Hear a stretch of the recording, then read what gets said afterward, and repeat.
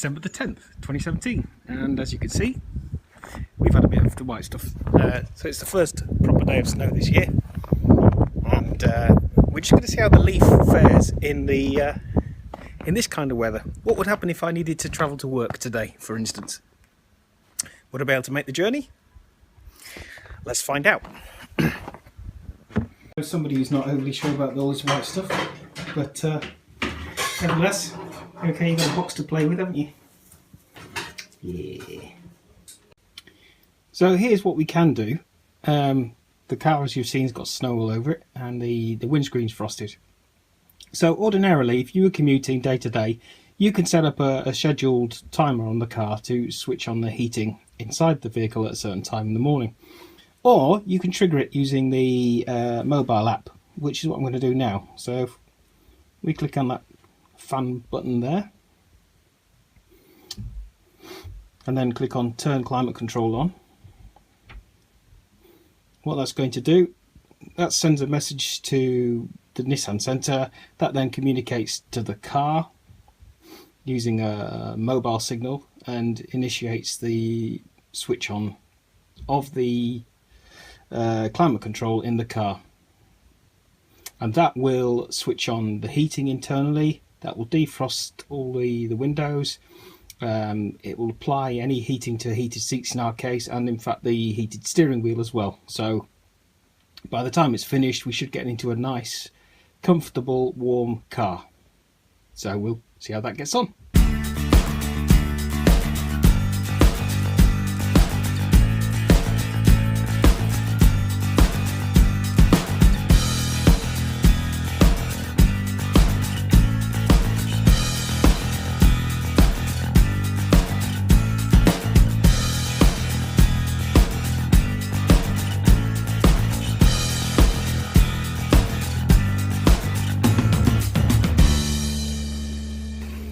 Come on then.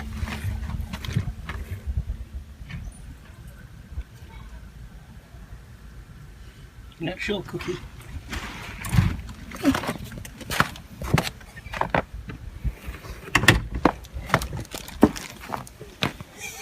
Cheat. Right, well that's been half an hour. As you can see, it's not shifted the snow off the top, but the screen underneath is clear. Yeah, side windows are all good. So what I'm going to do is just clean the screen.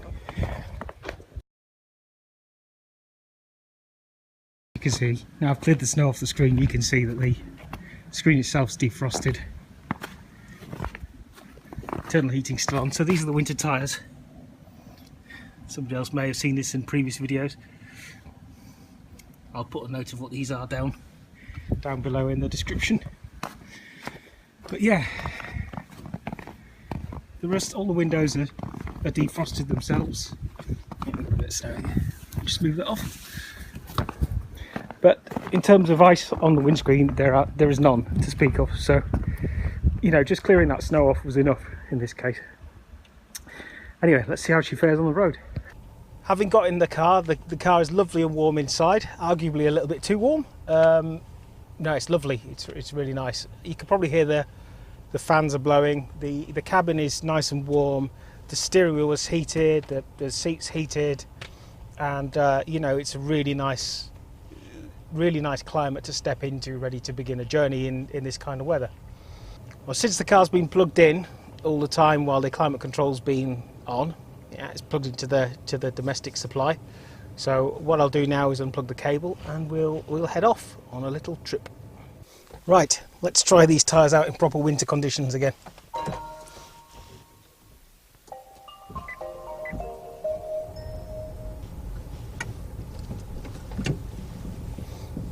First of all, a little reverse onto a snowy road.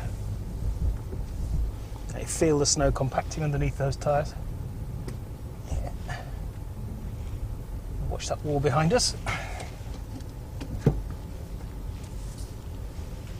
Now straight away, those tyres just grip so much better than the tyres that, you know, non-winter tyres. You feel it straight away.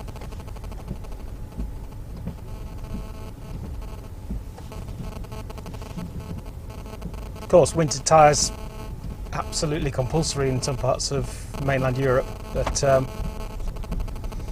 the weather in the UK doesn't tend to be as, you know, severe snow-wise ordinarily as it does in other parts of mainland Europe, notably the Alps, other mountainous areas. Yeah, okay, that side. Okay, so double parked all the way along this road.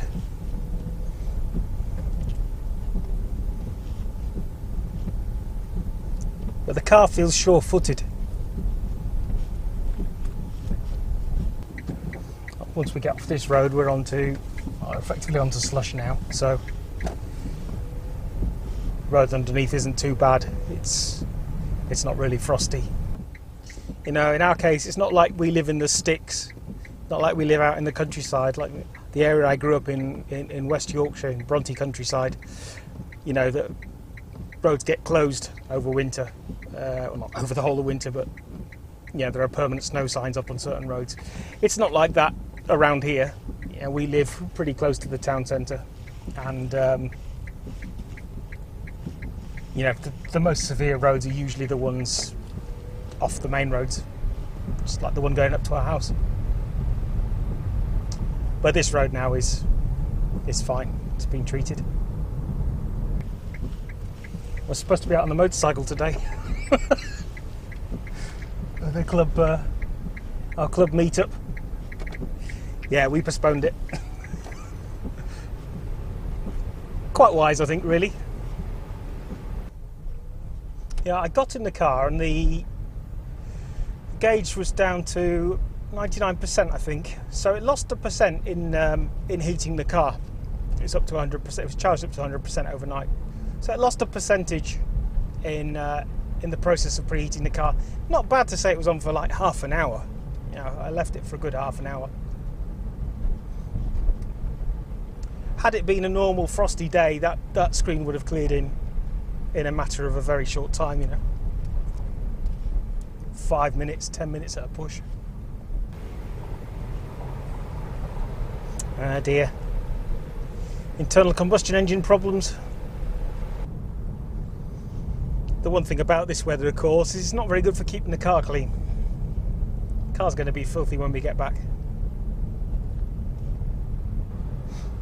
Just thinking about it, actually, in these conditions, it's worth driving in eco mode, just to take off the edge of that very responsive accelerator on the Leaf.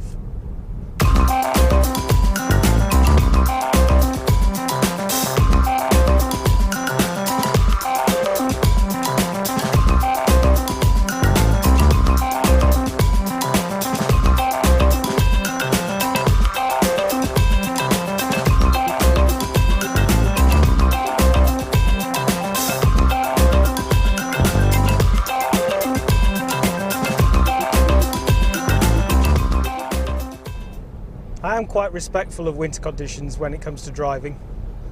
27 years ago I did a winter season in Davos in Switzerland between A-levels and university, just to practice my German and to experience a bit of, you know, working life, working for a living. But part of that job involved driving. I used to drive a minibus around Davos and collect guests, hotel guests from the station at Davos Platz or Davos Dorf. And the Swiss, obviously, in Davos, it's a skiing area. They get quite a lot of snow. There was one particular 24-hour period where we had 1 meter of snow. And they tend to clear the snow away, but they don't tend to fully clear the roads, so you get compacted snow, which is part of the requirement for snow tyres, you know, snow chains in a lot of cases. But nevertheless, regardless of that, even with snow tyres on, you hear a lot of cocky people talking about driving in winter and having to go at other motorists for being a bit cowardly. But no, I'm afraid it's better to be cowardly and not end up having an accident. Okay, you can be ridiculous, but you should be respectful of roads, and until you've had a few slides, you don't really understand how little control you have on a bad road when you don't have proper control. And even with snow tyres on in Switzerland, I was driving a Volkswagen Transporter minibus and occasionally driving a Suzuki Jeep, both of which had, you know, the proper tyres on them. And I still had the 3 car incidents I've had all happened there on snowy roads with decent tyres on. So, you know, I mean, in one instance the car span completely 360 degrees round. Another one, a woman drove into the back of me. Okay, that wasn't my fault, but you need to respect these kind of winter conditions, and especially in the UK where we're not really geared up for snowy conditions normally.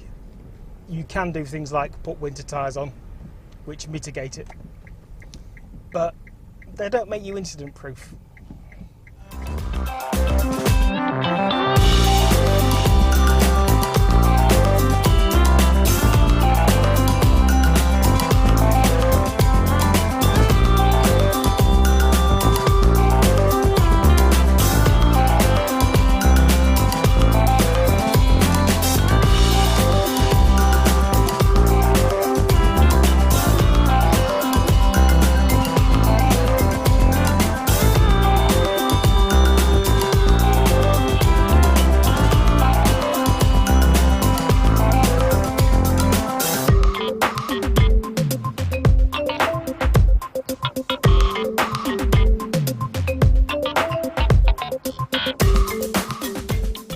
Okay, that's a run out down the dual carriageway near us.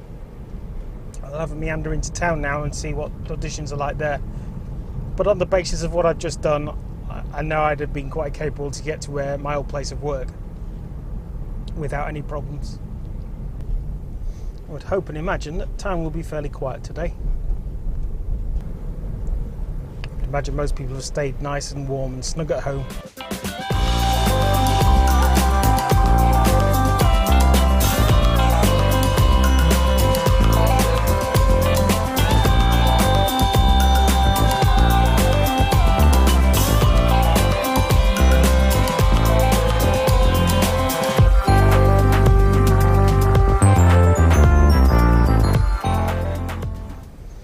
Let's go and see if this other rapid charge is open now.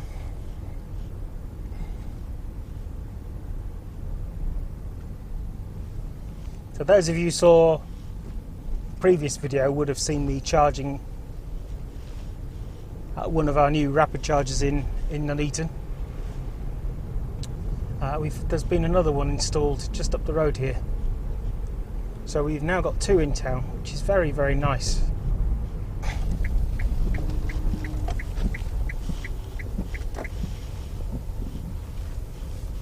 No, don't need any of that stuff. Could just park here, of course. Yeah, return the favour. So this is the new rapid charger, the other new rapid charger in Nuneaton. Doesn't look like it's in operation yet. Or is it? Let's go and have a look. This is the second rapid charger in Nuneaton now. It's recently installed, Genie Charge Point Genie. It's not operational yet, looking at it, but we got CHAdeMO there. Yeah, standard CHAdeMO.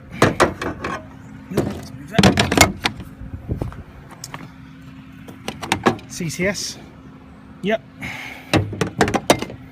And it looks like it's a bring your own AC cable otherwise. Just a flap there for AC cable. It's not working at the moment. And I haven't even localised it to English. Look at that. Urgence. Tout abus sera puni. Urgence uniquement. Yeah, Charge Point Genie. Well, I've had good experiences with their charge points in the past. But this one's obviously not open yet. But it's good to have another one in town. So that's all good news. Yes, this one's not active yet, but it will be handy to have available as another option. And probably good for people travelling along the A5. not far from the A5 here, so it's like slight jaunt off track if you needed it, if you were local to Nuneaton, Hinckley area. Anyway, off we go.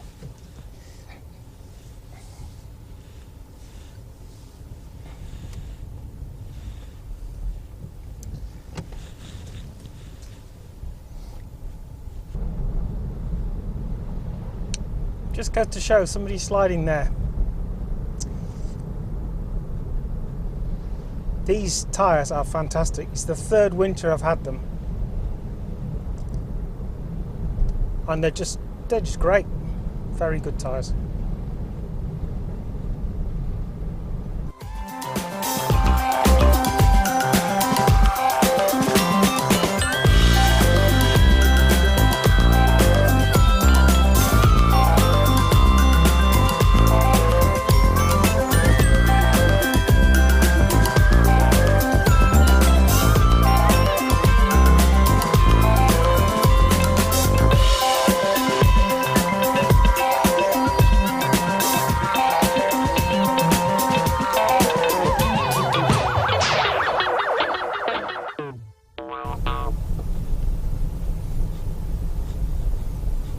He's cutting that fine.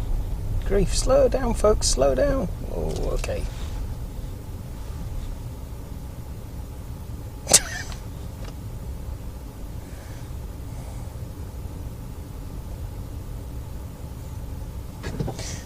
That could have been interesting.